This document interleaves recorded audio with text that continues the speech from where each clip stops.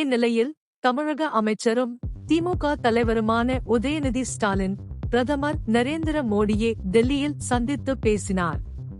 தமிழகத்தில் வெள்ளத்தால் பாதிக்கப்பட்ட மாவட்டங்களில் நிவாரணம், மறுசீரமைப்பு மற்றும் மறுவாழ்வு பணிகளை தொடங்குவதற்கு உடனடியாக நிதியை வழங்க வேண்டும் என்று பிரதமரிடம் ஸ்டாலின் வலியுறுத்தியுள்ளார். தமிழ்நாட்டின் பாதிக்கப்பட்ட மாவட்டங்களுக்கு எடுத்துச் செல்வது தேவையான நடவடிக்கைகளை எடுப்பதாக பிரதமர் உறுதியளித்ததாக அவர் மேலும் குறிப்பிட்டார்.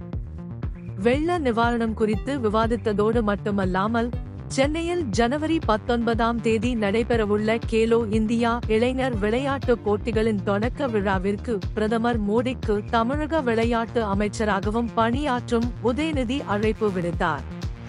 சிஎம் டிராபி விளையாட்டு 2023 மற்றும் தமிழ்நாடு நடத்திய ஆசிய ஆண்கள் ஹாக்கி சாம்பியன்ஷிப்பை வெற்றிகரமாக நடத்துவதை காட்டும் காபி டேபிள் புத்தகத்தை அவர் வழங்கினார்.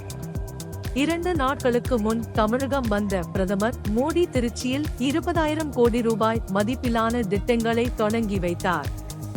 வெள்ளத்தால் பாதிக்கப்பட்ட குடும்பங்களுக்கு அனுதாபத்தை வெளிப்படுத்திய பிரதமர் மோடி 2023 ஆண்டின் கடைசி வாரங்களில் பெய்த கனமழையால் பல குடிமக்கள் எதிர்கொள்ளும் சவாலான நிலைமைகளை ஒப்புக்கொண்டு நிகழ்வின் போது ஆதரவளிப்பதாக உறுதியளித்தார்.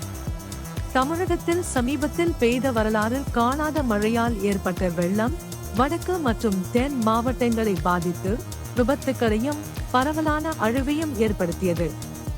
சென்னையின் நீர்நிலை சவால்களுக்கு அரசின் பதில் மற்றும் தென் மாவட்டங்களில் தொடர்ந்து பெய்த மழையால் 31 உயிர்கள் பலியாகின.